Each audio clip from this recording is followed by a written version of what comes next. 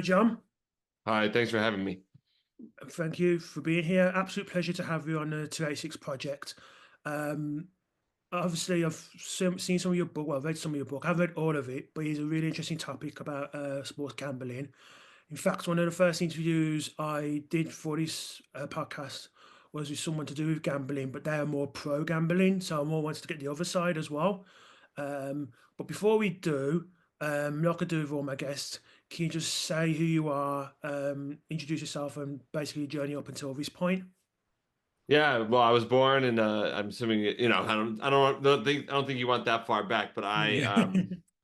I am a historian by training. I have a PhD in history. My dissertation, which became my last book before this one, was on the American state lottery system, and which is how I sort of found my way to gambling through an interest in the economy and what we over here call the American dream. And I got to this topic, the sports gambling, uh, sort of by accident. I mean, the Supreme Court decision that in the United States sort of opened the floodgates for legal sports betting in the U.S. came in 2018 as I was finishing as I was working on the last book, and I sort of just kept waiting for someone to write a book about sports gambling, someone to write a book about sports gambling, and no one was doing it, and I just said, all right, fine, then I'll do it.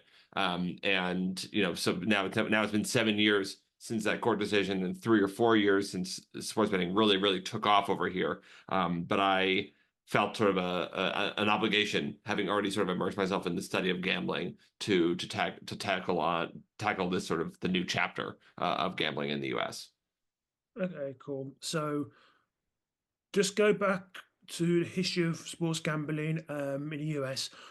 Before we explain the Supreme Court decision, what was gambling in the US like before then? Obviously, you had the White Sox scandal as well. For those outside America, don't know what that is. I involves the Chicago White Sox or Black Sox scandal, I should say. But just describe in layman's terms what gambling was like in the US before the Supreme. Yeah, I mean, until let's say 2017, obviously it sort of changed. Sports gambling changed a lot over time, um, but there were a couple of different ways to play if you wanted to bet on sports. Of course, you could go to Las Vegas, which in the 1931 sort of legalized all forms of gambling. But even there, sports betting was sort of a sideshow. It wasn't sort of a main part of the casino experience until about the 1980s. So most sports betting that was done, again, prior to 2018, prior to the Supreme Court decision, you could do with a local bookie, with a local illegal bookmaker who booked bets and broke your kneecaps if you didn't pay them back. Some of these people were affiliated with the mafia or local organized crime, and some of them were just a random guy who happened to book your bets. And then there was, starting in the 1990s, sort of a growing online illegal offshore marketplace that again was illegal, and there are all these sort of tools that you could use that the websites used to stay online even after a law was passed in 2006 to ban them. So basically, there was plenty of illegal gambling going on, but it was just below the surface, maybe even 2 layers below the surface, and it was not sort of part of the culture. But if you really wanted to find a way to bet, you could absolutely do so. Okay, okay. So what did the Supreme? How did the Supreme Court decision change you? Yeah, so the Supreme Court decision, just by way of background, it's sort of a weird loophole, or it closed a weird loophole where in 1992, Congress, the U.S. Congress, in response to an attempt by Oregon to legalize this one sort of very specific type of sports betting, Congress passed a law that didn't outlaw sports betting. They passed a law that said that states cannot legalize sports betting on their own. And in 2018, for reasons that actually have very little to do with sports betting, but actually have to do with sort of the American federalism and the structure of American government, the Supreme Court said Congress can't tell states what to do, and therefore can't tell states whether or not they are allowed to legalize sports betting. So in 2018, the Supreme Court didn't actually legalize anything. All it did was create the opportunity for states to choose whether or not they wanted to legalize sports gambling. And then, since 2018, 38 states, starting next year, 39 with Missouri, have basically decided that they want to offer sports betting and have begun to do so. Okay, so in other words, the Supreme Court basically left it to the states and said it's all up to whether you legalize it or not. Right. Okay, I'm just wondering why. I know you gave a brief history in terms of the history of sports betting, but how's that? I know you wouldn't know what betting's like, but I'm just thinking of the athletes in general because I know I mentioned about the Black Sox scandal as well, and obviously that had massive implications. But were there any other scandals like that, and how did that influence gambling as a whole from a legal perspective?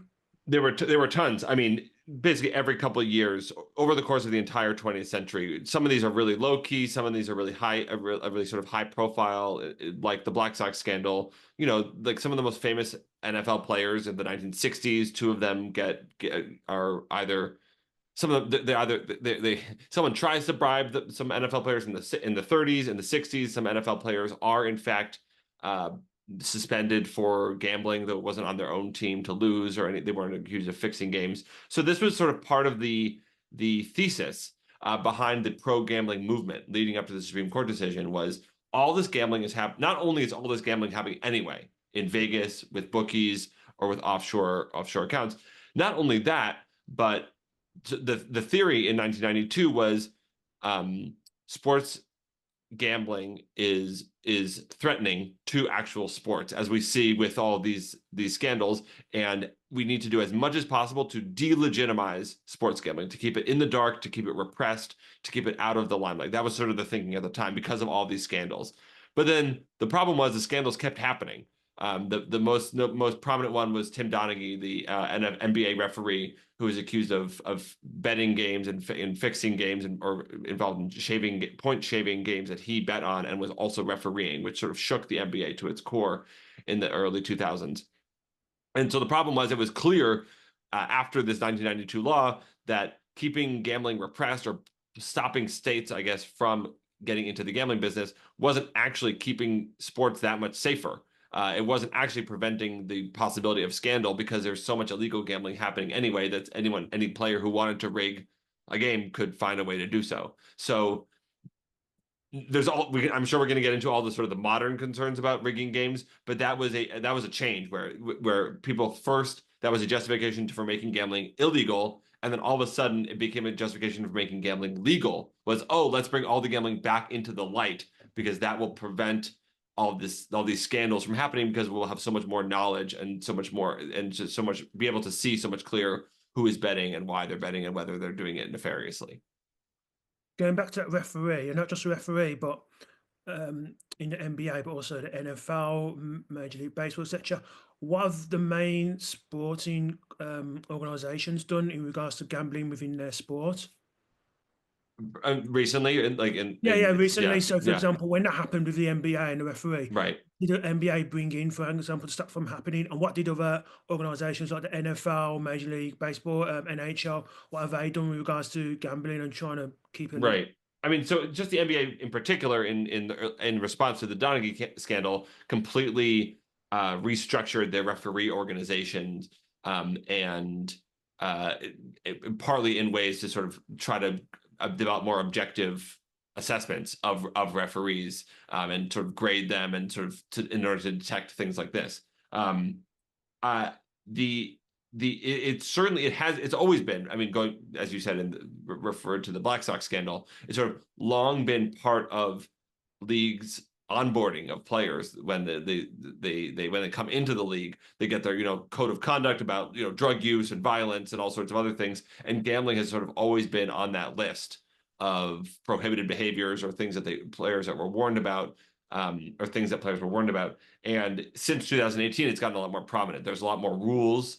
The NFL, for example, doesn't allow players to gamble from team facilities, even if they're gambling on cricket in Uzbekistan or something. You just can't gamble legally on any kind of sports while you're at a team facility. So there are now all these rules governing players' behaviors that are a lot more specific now that gambling is legal generally. But when it was illegal, it was just don't gamble, and that was sort of obvious because people would also be breaking the law if they did so.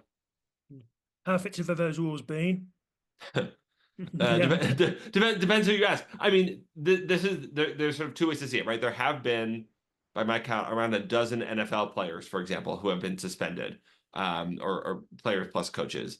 That's either evidence that the system is working because now we can catch players who are betting because you need to use your social security number to sign up, or it's sort of obvious. If a player, we can get into the Jonte Porter scandal, but if a player is sort of rigging or shaping their own performance to appease bettors or to help tip off bettors, is that evidence that the system is working or that the system is not working? Maybe, so I'm talking about Jonte Porter, this NBA player um, I think if I understand correctly, I think it's not all the stories out in the public yet, but had some gambling debts of his own, sort of separately, and as a result, tipped off some gamblers that he was going to basically claim a fake injury and leave a game early. And this is a sort of not a high name NBA player by any means, but one of the most bet options, one of the highest dollar amount bets from a couple of years ago for this a couple specific nights in the NBA was Jonte Porter under rebounds, under points, under assists and stuff, because he had basically told people, "Hey, I'm gonna get an injury after 3 minutes, and it's gonna hit."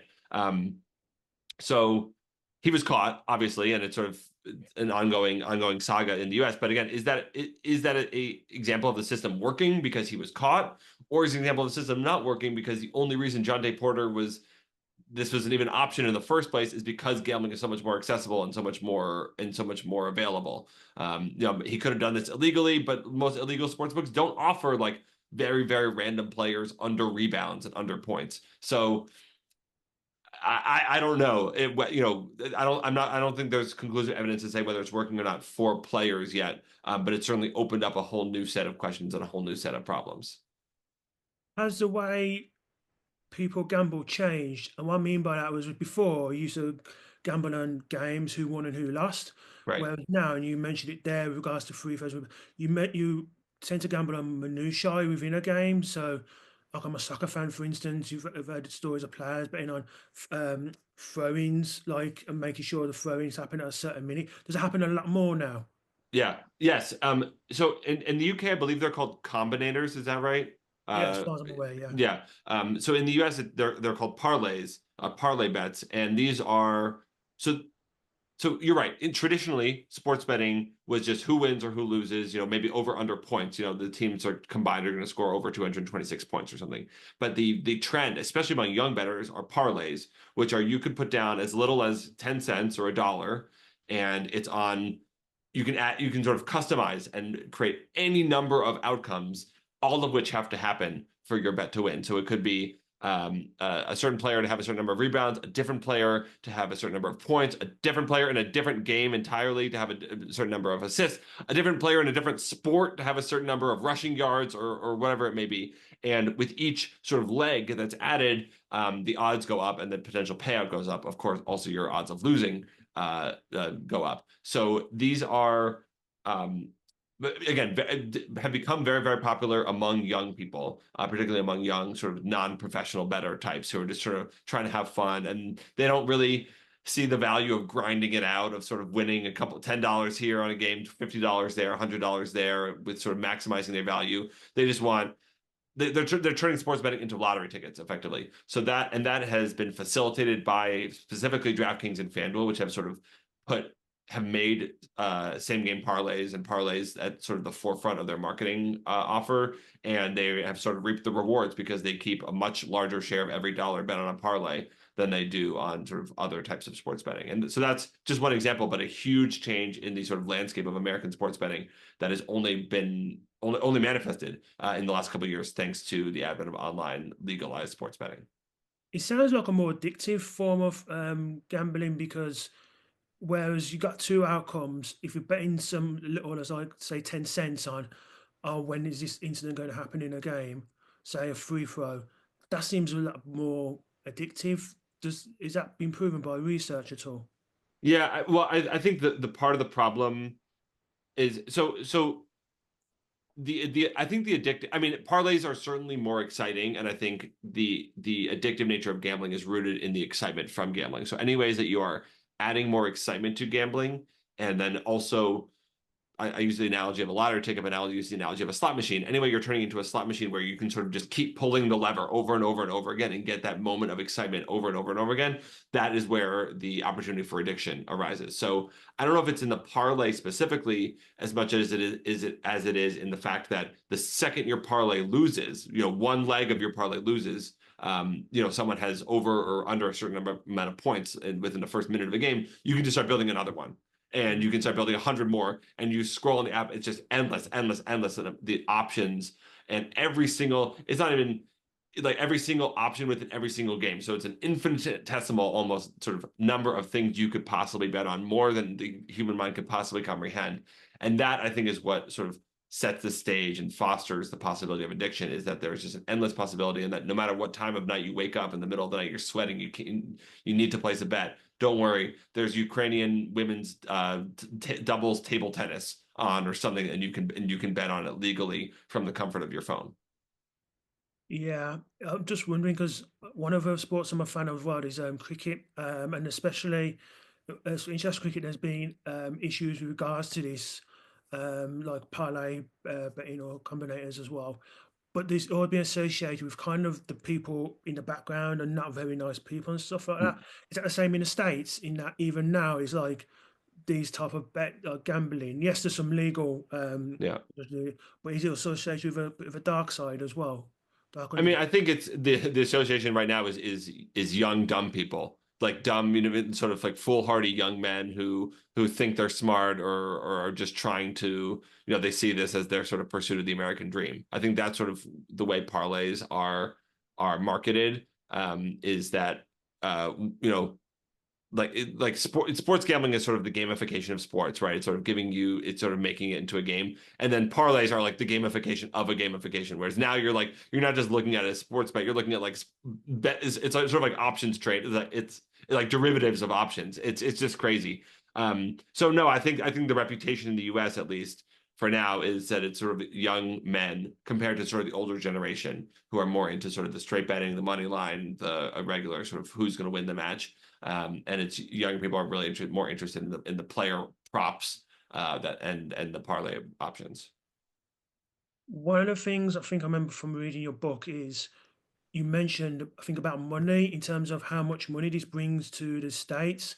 Is that one of the reasons why it's getting hard to hard to not legalize because it actually brings a lot of, especially in these economic times, a lot of money to some of these states? Yeah, I want to put an asterisk on a lot, but we can come back to that. But yes, the reason that this was sort of legalized in the first place, and the reason that it's been 7 years and 38, soon to be 39 states have gone all in, pun intended, on gambling, is the revenue that it can create. And the logic was, just going back to the very first thing we talked about, the logic was all these people are already gambling, whether it's illegally, whether it's offshore or with their bookie. So all you need to do is legalize it, and then you can just out of nowhere create a whole new font of tax revenue. So that's the reason states went into it. In most cases, I wouldn't say it's either disappointing or in some states, the amount of revenue they've raised is disappointing. In other states, they had a realistic expectation, so it's not disappointing because they were never had their high hopes to begin with. Sports betting is a really small margin business, where you're taxing on average, you know, nine on average 90% of the total amount bet is going to go back to players through winnings, and then that 5 to 10% profit for the companies that is taxed at anywhere from 10 to 50%. So you're talking about 10% or let's say on average 25% of 10% of the total amount sports bet. So what you end up is a situation a lot like the lottery, which is sports betting is taking there are a couple people who are spending a lot of their money on sports betting, but the total amount bet by all people is only sort of adding it up to a drop in the bucket when it comes to state revenue. So yeah, it's nice to get a couple tens of millions or here or there, but in the grand scheme of how much government makes and how much it takes and how much it spends, it's not enough to sort of move the needle and on how the government operates. Obviously, most people in this podcast will know I'm a big boxing fan, I'm a boxing writer in general, and obviously the mafia was involved a lot in the sports in the 40s, 50s, the 60s, well, up until like the late 60s. in regards to that's in boxing, but in regards to other sports in America, were they involved in the gambling side like way back when? And if so, how big was that influence? Yeah, I mean, everyone I think in the U.S. has a sense, like from even The Sopranos, of the mafia as being your local bookmaker, and if you didn't pay, what they would do to you. There are certainly allegations of going back, Black Sox, going before Black Sox, since the Black Sox, that was over 100 years ago at this point, of organized crime figures either successfully or trying to rig games. Certainly there's some very famous, especially in college basketball, point shaving scandals where players were sort of paid off to keep the game within a certain margin, not to sort of cover the spread or exceed the spread. So I don't want to say that every NFL game or many NFL games have been rigged, but certainly that was a specter, or the association, I guess, of gambling, and specifically of sports gambling, until really just the last couple of years. Okay, okay. How seriously is gambling as an addiction taken compared to others like drugs and alcohol in the US? By whom? I guess Yeah, would be the question.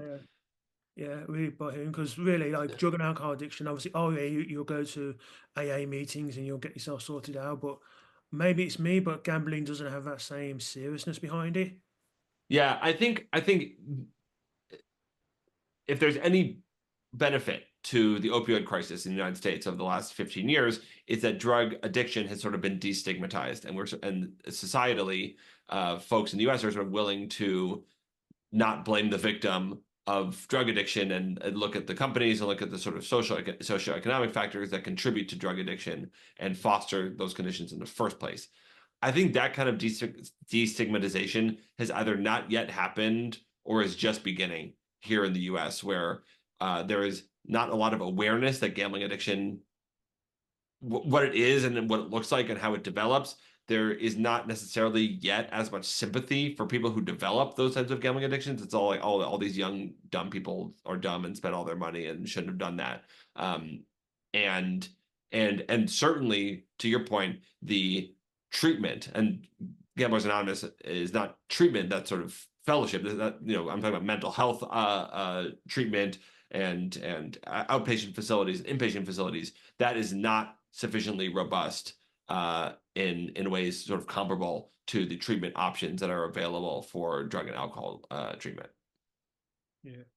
Over in the UK, there's like quite a few, in terms of advertising, it's quite stark in terms of quite a lot of advertising in regards to gambling and whatnot, certain gambling companies. Is that the same in the US as well, or is it just again a bit more of an underground sort of thing? Yeah, I mean, I'm curious for your take on the UK in terms of what specifically that advertising looks like. People here certainly think it's pervasive, but my sense is actually it's not even as pervasive here as it is in the UK. For example, we don't have major league teams that have gambling logos on the front of their shirts, Mm, like there are in the UK. So people already here feel that sort of gambling ads are inescapable, but relatively speaking, again, compared to some other European countries, there aren't that many commercials. There's certainly, you watch an NBA game, there might be in the background, the billboard or whatever, or at a baseball game, it'll say FanDuel or it'll have the DraftKings logo and so on. But so yes, certainly people feel frustrated and feel like that it's everywhere and that it's inescapable, and have this sense that that's part of the problem without actually a sense of like, okay, here's actually why it's a problem, or it's better or worse than it is in other countries. yeah, in the UK, we have there's still quite adverts on TV, even during sports, live sports events. In terms of what you're saying about sponsorship on the shirts, there is, but that's going that basically Premier League and other sports teams. I think in the next couple of years that will Right. disappear. Um, Mainly because the last Conservative government, one of the good things that it is really pushed to basically eliminate that. Because the sports minister at the time, she was really for that actually, and in fact, she actually resigned because as a result, because the plans weren't going through quick enough. Because I think the Conservatives wanted it like for 5 years, and she said, "Well, why can't you have it now?" So she resigned in protest and not have it been quick enough. So that's changing as well. I think sports advertising amongst live games is changing. You watch, say, a game of football, soccer over there, and they'll say, "Oh, well, it's half time. It's this score. These are the odds in terms of who could win and so on and so forth." And then people would bet on that. I think I think in the next couple of years, from a legal perspective, that's going to be removed as well. So Yeah. it is going down. I mean, we even have some sports events that are being sponsored by gambling as well. So I do think that will decrease or even disappear altogether. Certainly, the advertising will. Um, so I take you don't have anything like that in the, let's say in the US, where you have certain events that have a gambling company as a major sponsor or anything like that. Yeah, I think what companies are trying to do instead, and I think maybe more specifically FanDuel. So no, you're not going to get, Super Bowl 59 brought to you by FanDuel, or kind of thing. But these sort of FanDuel has done this very weird thing the last couple of years where they're sort of like creating events to bet on that are sort of sports adjacent. So there was this contest the last couple of years, and it just happened here in the U.S. in this last Super Bowl of can a certain former player, so retired player, make a field goal, so kick a football American football sort of between the uprights, sort of sort of like a try in rugby, or like a kick in rugby, and not that I understand the rules of rugby. And but what they're trying to do is you don't have to be sort of a crazy football fan to wonder whether this former player can like make a kick, or these two former players can like make a kicks against each other, and they're sort of they're not creating a whole sports league around gambling. That we can talk about that. There is sort of one example of that as well. But they are sort of creating these extra markets, like things that are sort of sports like, because they're not, you're right. You're never going to get, the Premier League or the NBA Thursday Night Football brought to you by DraftKings, even if there are sort of going to be ads and other elements that are incorporated into the broadcast. Did you just say then there's sports league, gambling sports leagues in the US? Yeah, there's a new golf league that Tiger Woods has been heavily involved in launching. It's not for gambling, but it's definitely been designed very purposefully with gambling in mind in terms of how the games are structured, the how the pace of play, and all sorts of other things. So it's not it's it's not quite golf for the sake of gambling, but it's certainly sort of as the latest addition to the American sports marketplace, and the sort of the first really major addition since the advent of legalized sports betting. It's shown sort of just how deeply immersed sports can become in this gambling world, and sort of the first example of one that's sort of been created since gambling has become widespread. That's crazy. I've never heard of like a gambling sports league. Yeah. And that sounds mad. And I don't know if, especially in the new gambling laws coming to the UK, I don't even think that would be allowed illegally. Because again, that sounds something that's pretty addictive, actually. Very addictive in many Yeah, respects. I mean, I'll confess, I don't really care about golf, and I think it's kind of dumb. So I haven't paid much attention to this league, other than I know that it's an example of sort of the continued gamification of sports. Yeah. Going back to the players, have there been any prison time for some of these players? Because it's not just the gambling that's the issue. It's the fact that you're rigging games a lot of time, and obviously that's going to Right. have a major effect in terms of sponsorship and finances and whatnot. Yeah, if I remember correctly, and I don't, this might have changed by the time the podcast comes out, but Jonte Porter is sort of under is under a federal investigation, and maybe he's sort of already heading to trial, and sh he sure seems guilty, and sure seems like he is going to be facing prison time for various financial crimes, and there's all sorts of laws in place that, as you said, are make it illegal to rig the outcome of a sporting contest. So I think that might be the first example. The other example that might come to mind is actually it's not actually related to legal sports betting, but Shohei Ohtani, who's sort of the best baseball player on the planet, who plays for the Los Angeles Dodgers. His former interpreter is going to prison for pilfering a bunch of money from him for the purpose of supporting his gambling habit, but he was gambling most of that money illegally. So people sort of conflate that with legal gambling, but actually sort of has nothing to do with legal gambling. This is the kind of story that could have happened 30, 40, 50 years ago, because he was betting with an illegal bookmaker. But he certainly is heading to prison. And he might soon have company with Jonte Porter. That player you just mentioned that's going to federal court. Just explain to everyone because I don't understand it either. What it is about his case that means it's going to federal court because that must be really serious for that to happen. Yeah. So well, first of all, he played in Toronto, so that's sort of the funny wrinkle of this is that I actually don't know if there's going to be also a Canadian investigation into all this.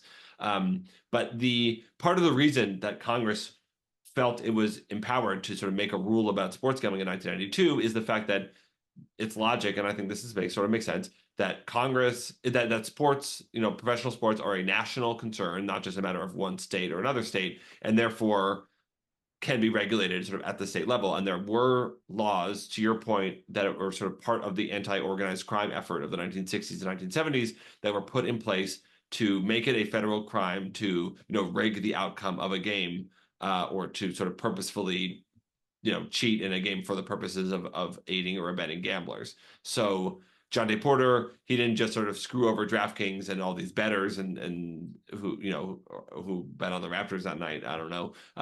But he is going to be liable again, allegedly, assuming the outcome of the court case heading in the direction where folks think it will be, for violating these statutes, which were sort of very purposefully designed long before 2018 to prevent exactly this type of behavior. Just going back to the money aspect of it, do you have any idea how much the gambling industry is worth in the States? Oh, just a cool couple $100 billion or so. Yeah, nothing crazy, just a couple hundred billion. Oh, okay. I thought it'd be a lot more than that, Yeah. to be honest, especially with the way that the laws have been relaxed. Well, I'll say two things. First, the two largest states in the country, Texas and California, don't even have legalized gambling yet.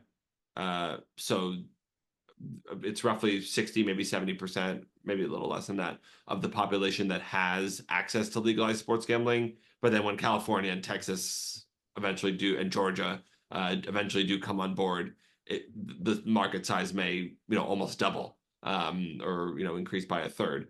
And the other piece of it is, and I know this is available in the UK too, which is there's a very, very small market. Only 7 or so states as of now have legal casino games, blackjack, slot machines, and such on the phone, available digitally. So that market, again, it might take a long time, but could expand 15 like by many, many, many, many times.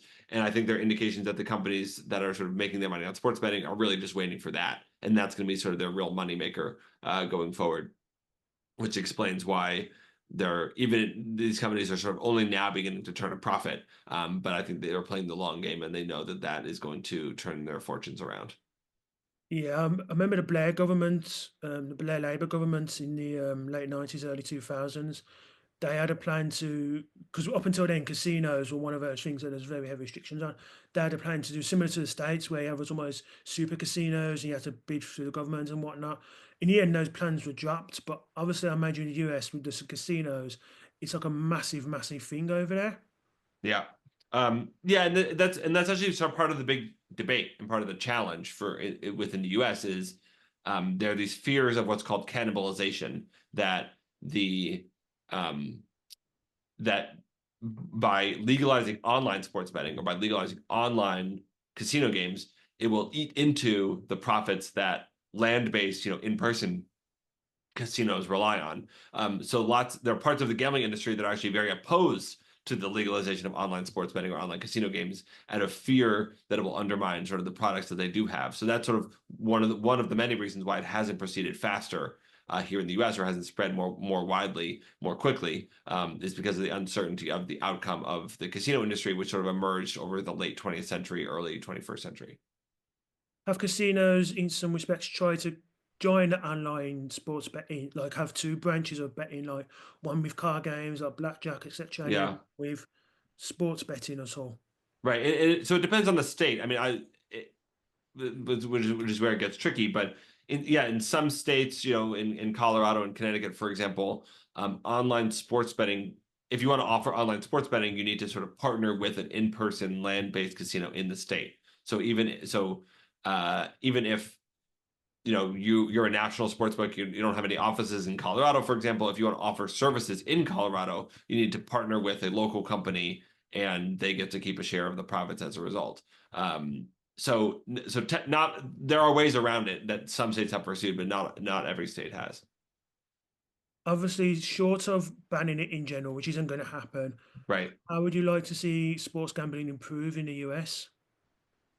Yeah, I mean, my 30,000 sort of big picture North Star push is that the gambling system be designed around player safety rather than profit. Right now, I think it's sort of about extracting as much money from as many people as possible, as quickly as possible. And I think sports betting should be legal and should stay legal, but should be built in a way that is more sustainable and less extractive. So I think that there should be sort of built-in checks on player behavior. It shouldn't be that you can sort of lose multiple mortgage payments over the course of 10 minutes with no sort of flags on your account or no checks on whether you can afford the amount of betting you're doing and or anything like that. I think something as simple, for example, as algorithms that detect when players are chasing their losses, when they've lost money and they're sort of putting more money after the money that they've already lost to try to get more and more and more.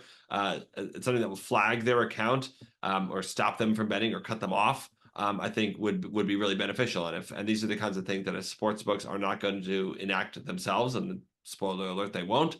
Then I'm supportive of government, whether state or federal, doing it for them. But I'm open. I don't think government needs to do everything. I'm open to these companies doing it themselves if they will do so in a way, again, that prioritizes player safety rather than the profits for the company. So that's just one sort of small example, but it's sort of emblematic of the broader sort of sets of trends that I would like to see of a changing the system as a whole, including some very specific things that I think would help at-risk players.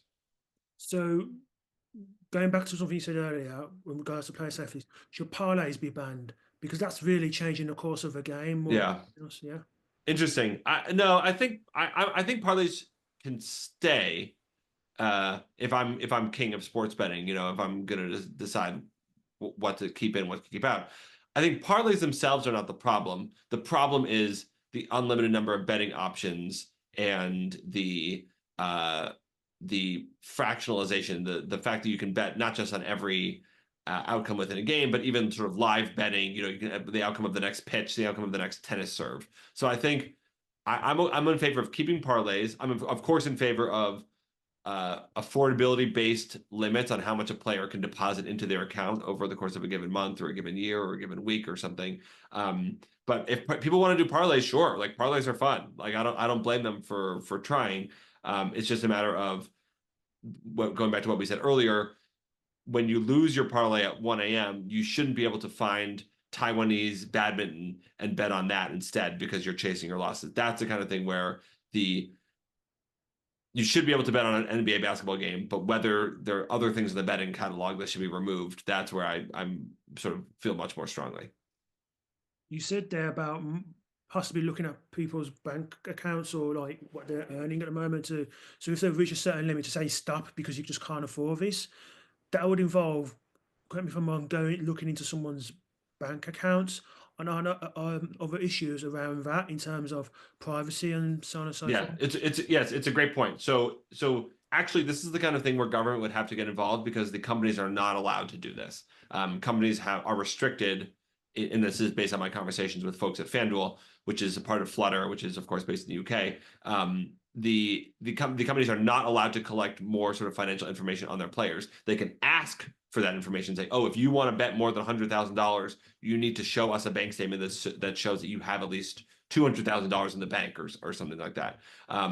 So what they could do is, for example, they could lower that threshold and say, okay, if you want to bet more than $1,000 in the month, you need to prove that you can afford it. But they cannot on their own, to your point, look up your social security number and say, oh, Chris makes this amount of money per year, therefore he's allowed to bet this amount. So they could partner with a credit bureau, for example, which are allowed to collect those kinds of data and in an anonymized way, sort of match it up and say, oh, this person roughly should be able to gamble this much and then set up cutoffs. But again, this is the kind of thing where either companies could be more aggressive in how they check players or how they have players sort of check themselves, or how they check players for them, or government could find a way to do it for them. Yeah, I think it'll have to be the same limit for everyone, I think, unless something changes, because as much as I agree with you in terms of, okay, there needs to be a limit. My concern would be again the privacy of that. How would you go about it? And even to a certain degree, what do you dip into? I mean, maybe I'm exaggerating here, but have there been cases of, say, people dipping into their kids' college fund to fund like bets Oh, of? not just case, and it gets way worse than that. People stealing money and all sorts of. I mean, the worst things you could possibly imagine people doing for money for gambling, people have done. Um, the question, the question is who's to blame for that? And some of the people I've talked to who've sort of run into trouble, they are quick to assume responsibility, but I think they've sort of been set up to fail in many ways by the companies and the sort of this endless stream of betting options and these states that have sort of given the companies the keys to the kingdom and let them design betting platforms built around profit rather than player well-being. What's some of the worst cases you've heard in regards to someone trying to acquire money in order to keep on gambling? Yeah, I mean, I've talked to people I know or people I've talked to. One of them was a lawyer who helped a client win a medical malpractice suit, and he said he would invest the money for her, and they took like $2 million of her money and gambled it away. I talked to somebody who who lost. This is someone I talked with who sort of has been betting recently, who lost a lot of money, not a crazy amount of money, but because of these sort of weird quirk in the law in the state where he lives, he owed $250,000 in taxes on his supposed winnings, even though he ended up losing more money than he won, and had sort of no sense, was not making the kind of money that would give him any shot of realistically paying back $250,000.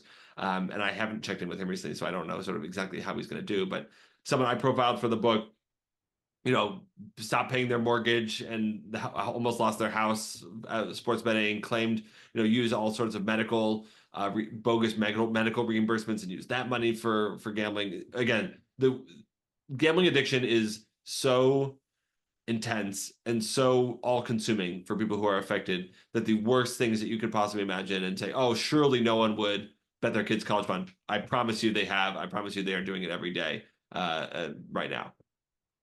Going back, you said about the person who had to pay 250 grand in taxes. So are you taxed on gambling in the US? Yeah, so it depends on the state, and this is the problem. So he lives in a state where, let's say I bet $1,000, um, over the course of sort of many weeks. I bet $100 here, $100 there, but I end up losing $1,000. But I won over the course of those bets. I won a couple of those bets, right? So I won 150 here, 200 there. So in the state where he lives, those winnings, 150 here, 200 there, are counted as income, and he owes taxes on those income, even though the overall result of his betting was that he lost money. So, and he was betting in such a way that he was sort of betting on quote unquote sure things, which again, as a result, he only lost like $20,000 gambling, which wouldn't be enough. But he bet like a total over the course of a couple of years of like 1.2 million or something, and he owed income on a tax on $1.2 million, which all of a sudden becomes $250,000. So it really depends on the state, and he just happens to be unlucky and sort of fell into this rabbit hole of addiction in a state without realizing the tax implications that would manifest. You know, when you start betting, you don't think, oh, first of all, I'm going to get addicted to this. Second of all, oh, if I do get addicted, I better check the tax implications. It's impossible to have that kind of foresight. So going back to what I said about bank accounts, then is that and ways in which you're controlling it? Would one way be the IRS in the sense of, hang on, this person's owes us so much tax, like you do with any company, like we need to stop this Right. now, declare a bankruptcy in that respect? Interesting. Yeah, I mean, it could be any number of things. I mean, I don't claim to be a sort of a banking expert or analyst, Mm. but I just think something needs to change. And the sort of point here being that, and this is, I have evidence of all these sort of sports books that have given presentations to this effect, that modern sports books have for obvious reasons, more data on their customers and on gamblers than any gambling operation in human history, right? Just because of the fact that it's happening online. So they know, and there's a presentation from an executive at Fanatics sort of basically saying as much.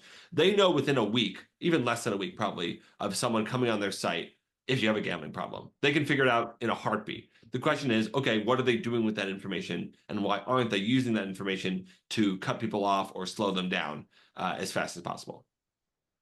So you said I asked you before, what would you like to see in regards to sports betting? Realistically, how do you think it will develop over the next 5, 6 years based on that Supreme Court decision? Yeah. Yeah. I mean, I think the most likely outcome is that a cup. Oh God, now I don't even know. Now I was going to say, with the current state of sort of of Washington and American politics, it's sort of impossible to predict anything. It certainly seems okay. I'll start safe and get less safe. I think it certainly seems like there's going to be more attention and more conversation, sort of national conversation, political conversation about the prospect of regulation. Whether that means there will actually be regulation, I don't know. But certainly, I think there's going to be sort of at least another hearing, as there was at the end of 2024, about sports betting, about these multiple bills that are sort of floating around Congress about sports betting. But I don't know if the actual prospects for change are going to come from Congress, which doesn't do anything and never passes any laws that are like help people. Well, it feels that way sometimes. So I don't know if it's realistic to assume that they are going to pass anything federally. And if they don't, then it has to happen at the state level. But there's 38, 30, soon to be 39 different states with 39 different gambling laws. And so you'd have to go state by state to sort of make effective change. So I think probably the most realistic thing in the short term would be one state, a state like Massachusetts or Ohio, saying, hey, something's going on here. We need to sort of pull this back or make these changes. And maybe that will sort of domino effect, or maybe that would set the stage for something federal. But I think the most likely sort of short-term outcome is more attention to the issue and more discussion of the issue, not sort of imminent regulation of the product. Cool. If people want to find out about your work, where can they go to, and when is the book going to be released? Yeah, so the book is called Losing Big: America's Reckless Bet on Sports Gambling. It's coming out on April 1st. My website is jonathndcohen.com, and I sort of keep that up to date with all of the articles I write and the media appearances I make about both sports betting and lotteries. And also I have a side life where I talk about Bruce Springsteen for fun. So I keep all that stuff on there too. And yeah, I'm looking forward around the time of March Madness, which is a big college basketball tournament at the end of March, to writing a lot about the issue and sort of trying to shine some of the light that I think is sort of necessary for this topic, for American politics and for American society. Very cool. It's been a pleasure having you on to 286 Projects. I'll leave in the description below this the link to your website where you can find out more about your writing. Jon Cohen, thank you for coming on to the podcast. Thanks, Chris. Good luck.